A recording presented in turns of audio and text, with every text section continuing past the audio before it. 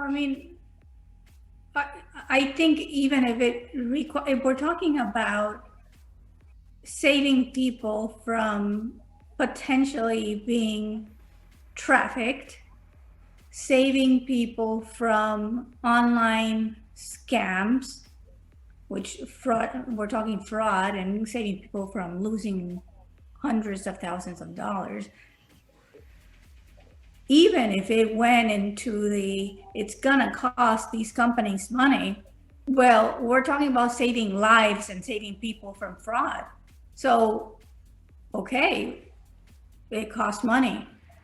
These companies like crypto.com, for example, they go through these lengthy processes. And I actually wrote down, it's like a 7-step process that's incredible. I mean, it's incredibly lengthy, but brilliant. And I don't know why these other social media platforms don't have them. The authentication process, the uploading the driver's license or passport, the selfie. I mean, they make you go jump through hoops. It's important. You're talking again, catfishing and putting people through all these, like I mentioned, all these traumatic experiences. So why are we not going through these? Why are we not forcing these social media platforms to do it? Why are there not laws? Well, I referred to in an earlier recording. I referred to an article about. So you all three of you are over the US side. I'm the only one in the land of tea and crumpets. But it's a singer from the US called Lizzo. Do you know the singer? So there was a story on BBC Technology page. No, it was sorry, it was Entertainment and Arts. Anyway, so this singer had some, as all people of color or all women, anyone frankly, but as a woman of color and also a plus size woman, she'd received loads of abuse. I don't even know how much on one of her posts. She had complained to Facebook. They took her posts down.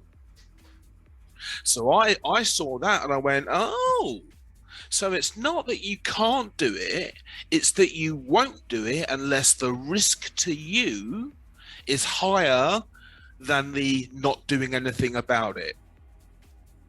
So, Rashmi, you look poised to speak.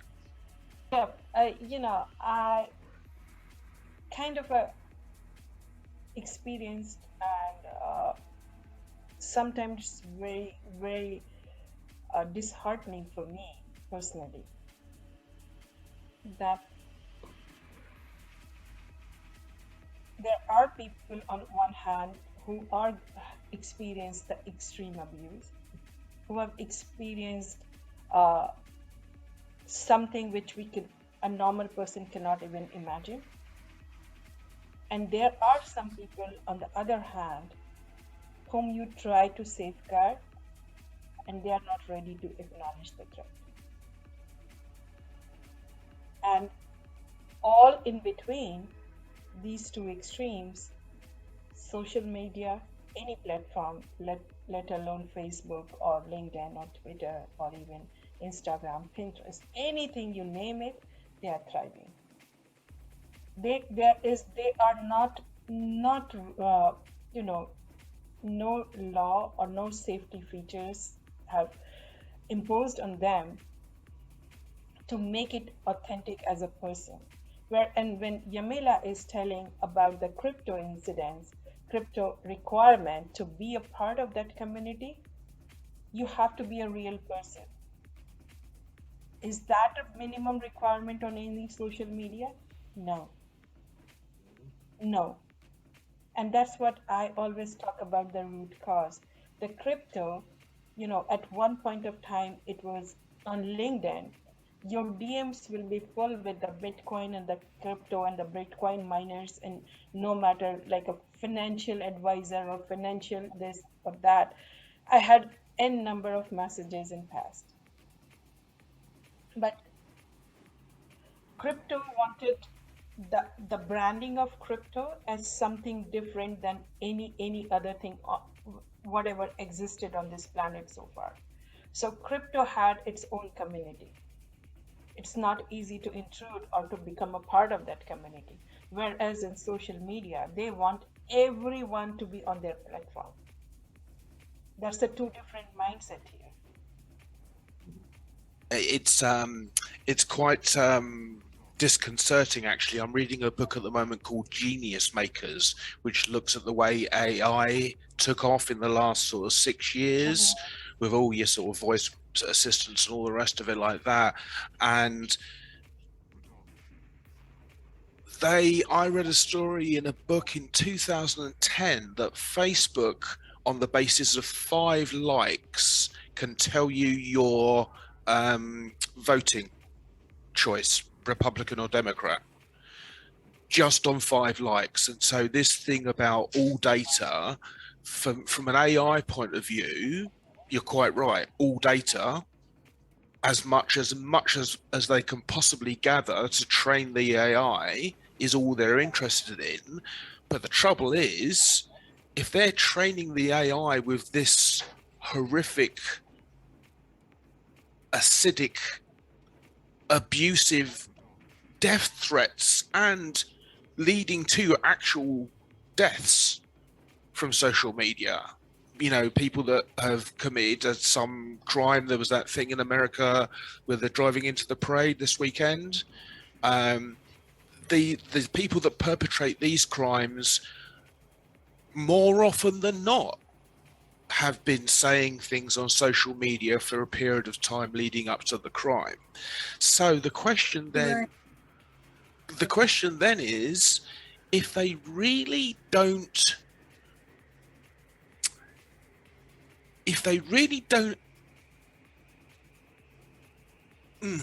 how can I phrase this? Okay, so everyone I've said about SocialMeTooS08E06, that is a woman, goes, oh yeah, that's a really good idea. A few of my male friends, not all of them, but a few of them have gone, oh yeah, well, what about privacy?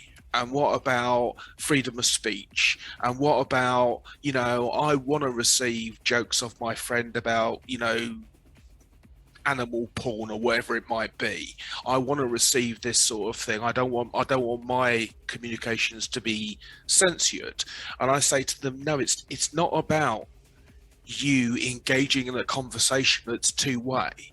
It's about a woman puts out an opinion on any social media platform at any level of academia or life, and they are pretty routinely trolled straight away.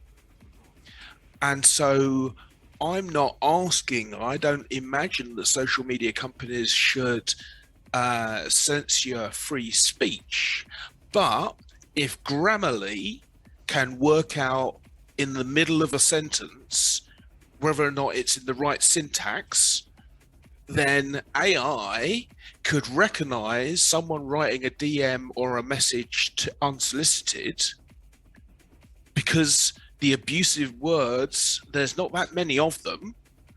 So the only context in which that would possibly be acceptable is if it's a to and fro. So I said, well, this is the idea I had in my head, and I know nothing about computers, but I said, well, we don't see the same feeds as other people. You could be sat next to 3 people, all looking at LinkedIn or whatever it is, and would all have different feeds, yeah, because of our interests and likes and what have you.